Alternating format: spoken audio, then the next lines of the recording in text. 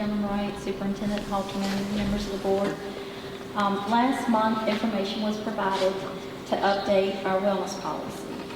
The policy would be updated to include nutrition standards for LEAs required according to the Virginia code that I have attached.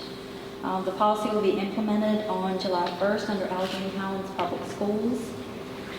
And this we're responsible for defining standards for foods provided and sold in all of our schools.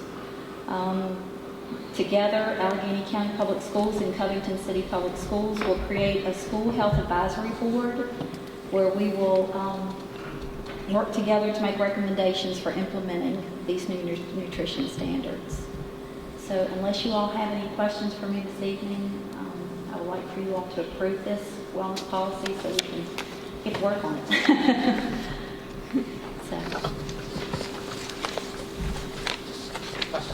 Was this the same issue that the Dr. Conway was talking about last month? Yes. Can we go over that again? We're just going to. Yeah, can we go over that one more time?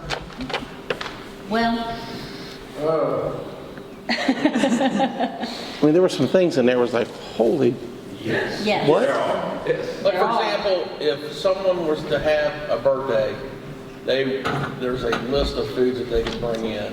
Yes, it's a Healthier Generations. It's called the Smart Snack Calculator, and you can Google it. And it is the nutrition standards. It is what is required. So if we don't approve it, I mean, we're just going to shove it down our throat. I mean. Yep. Would it be helpful to explain how it connects back to the school nutrition review? That might be. Well, we did. We had a federal Okay. review in November, and this is one of the policies that is required to be updated as part of our nutrition standards. So there are fundraisers you can have, exempt fundraisers. I have pulled 3 neighboring school divisions wellness policies. Once we create the school health advisory board for us to look over and to maybe, try to make some decisions on how to update this policy. I think maybe the information will be, the sooner we get it out, so there's no surprises. That's why we're kind of looking early. Yes. We don't want any surprises. We don't want to drop this on somebody in August and say, you can no longer have this and this and this, and this is how you got to calculate everything. It's going to be in policy what they can do in this calculator. Yes. But it's one of the things. I think if we prepare for that, if we let them know what's coming, if we let them know why we have to do it, we let them know who's. It's not that we're going to be the snack police, but that this is why we're doing it, and if we have time to tell them why we're doing it, what's coming, and what you can actually do. And then we'll have a list of probably alternatives rather than having cupcakes for everything. We can do these are the better snacks that we can use. But you can use. You can We use, can't have cupcakes? You can use the same thing. Kids? It all started with the demise of the big cookie. And there's snacks that we can't say you can't have, but are not preferred and maybe don't meet the standards that we're trying to Yes. have in schools. Wheat buns. I just, it's kind of crazy because I know what the kids eat in school now, and I did an experiment with my twins. We usually they always want to pack because they don't like the food. Nothing against the cafeteria workers. It's just they work with what they have. And we told our kids, we kind of picked on them, for 2 weeks, y'all are gonna buy lunch at school. That's it. So, and the complaints poured in for 2 weeks. They hated it. Pizza day, they were okay with pizza day. But other than that, they just did not want to eat none of that stuff. So well, I'll just eat a bag of chips for lunch that day for 2 weeks. You buy too much food school? I mean, it's like they don't, and now they can't have cupcakes on their birthday. Yes, it does not. It does not dictate what they bring to lunch. Yeah, I mean, I know. But there's some kids who can't afford to pack, and they're going to school, and that's all they got to eat. I feel bad for them. And trust me, I wish I ate better. I do get that part, but also I don't like living in a world where I'm told.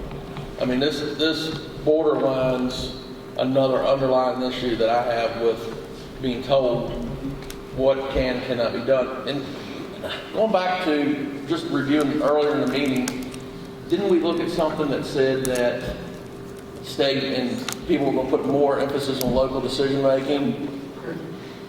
That's correct. Okay. Because this kind of counterintuitive to that, I think, personally. I mean, I know I couldn't vote. I'm not going to vote for being the guy that takes away cupcakes. I'll go ahead. I'm going to be a no vote. I'm going to go ahead and just say that because, I mean, part of school is still fun. And part of school, to me, is what school used to be and what school should be. I'm not mad at you guys, obviously, for that. I know it comes from the top. It's something I cannot. I went home and talked to my wife about this, and she talked about when she was a single mom, and she didn't have much, and being able to send cupcakes for Sean's birthdays meant the world to Sean, and her to be able to do that I'm not going to vote for it. So if we vote no, it's pretty much pointless. I'm asking, what happens if we say no, we don't pass it? What happens The then? word not recommended. So you're saying it says not recommended, but it doesn't say not allowed, right? There is a difference. There is a difference, so that's what we're missing here. It says not recommended. Deborah and Jason are very keen on alternative methods of preparation and communication to parents and school division and school personnel, division personnel. So, hey, trust. And we are not, I'm not walking into an elementary classroom, and I don't believe Deborah will as well, and eating and taking their cupcakes and being the cupcake police. I'm not going to be your cake police. I'm not going to walk into your offices and take your donuts. So it is recommended that they choose healthier things. The question is whether our federal funding for our lunch and breakfast would be impacted if you did not comply. That's the question.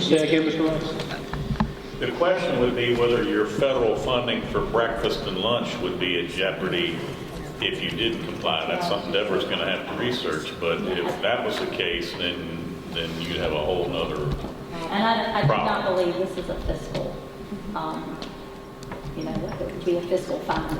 It would be a finding that, yes, they would say, oh, you have cupcakes. But yes, I could find out. But As long as we weren't egregious. Ms. Buckner? this will give us time. I mean, if we can approve this, this will give us time to work on it and then come to you with our updates and implement and, make this policy what it should be July 1st. But I really can't move forward until we And we've got approve it. a school health advisory committee in May that will, like Ms. Buckner said, we'll hold policies, we'll look down at policies, we'll look at the one that hopefully is passed, and then we'll compare it to others and see, and talk with others and see what they're doing, how are they implementing this, what are their recommendations for implementing a policy similar to this. So we have that in May, that we're looking to approve a policy so that we have something to work off of, Right.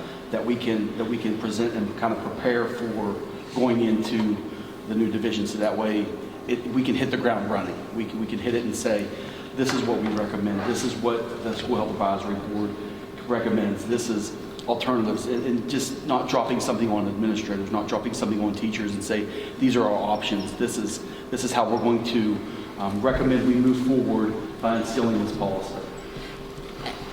Forgive the additional clarification question, but my understanding is the review that you mentioned, which is a normal process in school nutrition world, we completed the work on that this fall. Right. But to close that review, we have to address the recommendations that team Yes. made, correct? Yes.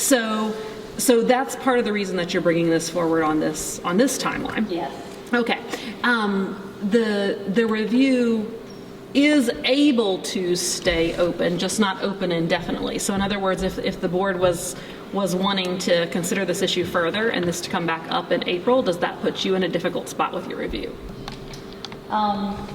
I just feel that we do need to close it by June before Alleghany Highlands Public Schools. And this will give us time to plan and implement a policy. So, but yes, I'm sure it will.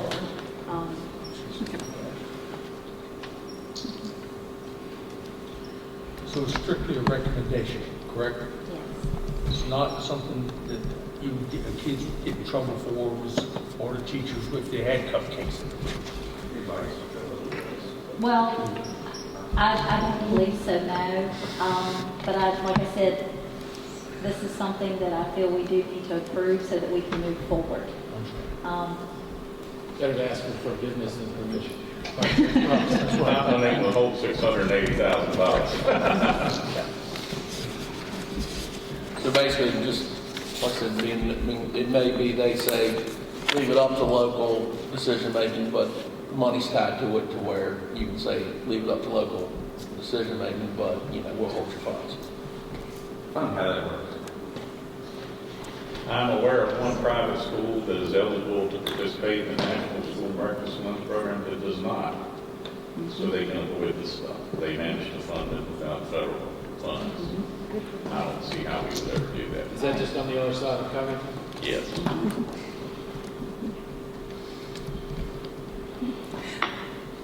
So again, forgive me, but just for clarity, if we did not act on this evening, if the board did not choose to act on this evening, Right.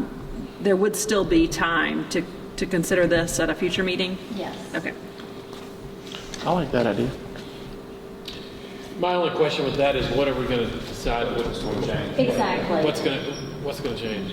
What, right. I think probably it's going to make it just harder on our staff the longer we delay voting on it. So they're pretty much saying either you do this, or we're not going to give you we're going to give you money. Is that in essence what we're talking about? Well, we can work on a nice plan to work on compliance Exactly, with it. yes. And then you guys can approve that once but this is a good start or good do. Exactly. Yeah, this We doesn't say need no to create, cupcakes. yeah.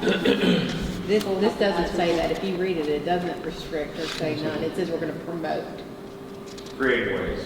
Yes, it doesn't say thou shalt not have cupcakes. Vote against cupcakes. It's choosing your words. You can't vote against choices.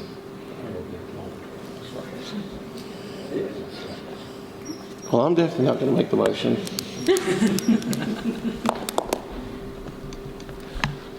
Need a motion, Jay? Yes, sir. I make a motion to approve. Motion by Mr. Franson. Do we have a second? Second by Mrs. Morgan. Roll call, please, Mrs. Wilson. Mr. Franson, Yes, ma'am. Mr. Helmintoller, No. Ms. Jefferson, Yeah. Mr. Littleton, Yes. Ms. Morgan, Yes.